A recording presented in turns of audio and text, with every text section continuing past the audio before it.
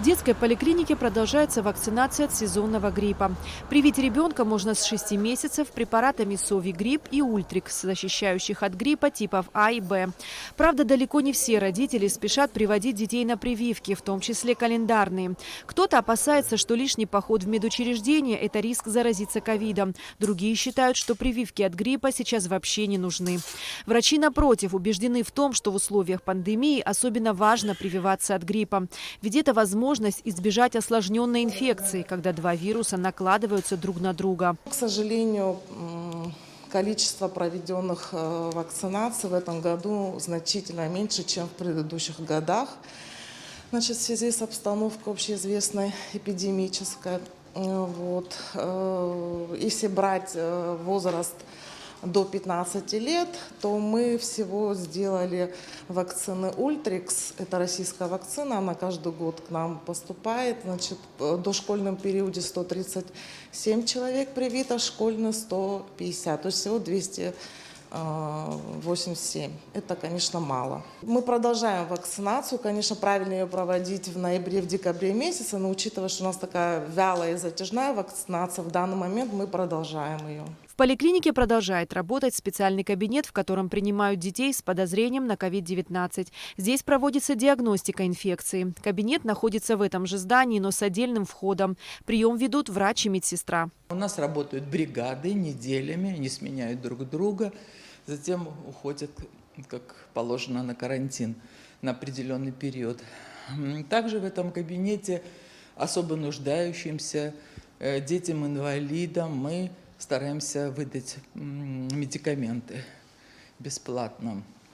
Если говорить об общем количестве заболевших по городу Сухум, значит, ПЦР положительные дети за весь период, их было 275 детей, а общее количество контактных, которые мы периодически получаем с городской санэпидстанции, их уже насчитывается около 2000. В Сухумской городской поликлинике вакцинация взрослого населения уже завершилась. И здесь количество привитых значительно меньше, чем в предыдущие годы. Вакцинация началась с декабря месяца.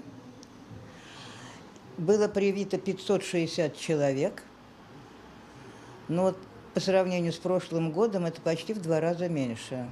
Мы обслуживание больных ведем по телефону, и анализы все по WhatsApp, и все пересылаем только путем телефона. И в последнее время обращаемость в поликлинике тоже значительно снизилась.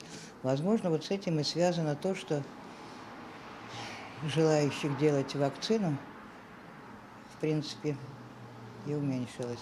Что касается планируемого завоза вакцины от коронавируса, врачам поликлиники пока ничего об этом не известно. Основная информация о вакцинации – та, что есть в официальных источниках. От коронавируса бесспорно нужно прививаться, особенно людям с тяжелыми хроническими заболеваниями, такой как сахарный диабет. И, как говорится, и хроническая легочная недостаточность, и хроническая сердечная недостаточность. Как сообщил Минздрав, в течение месяца Абхазия должна получить ковидную вакцину. Но, как известно, вакцинации подлежат люди старше 18 лет. На самом деле, полной официальной информации об имеющихся российских вакцинах не так уже много. На сайте государственных услуг города Москвы указаны противопоказания к вакцине. Согласно информации, это острые инфекционные заболевания, период обострения хронических заболеваний и тяжелых аллергических реакций, а также беременность и лактация. Во всех остальных случаях вакцинация от COVID-19 рекомендована. Эсма Голанзе, Тимур Гугохия, Абхазское телевидение.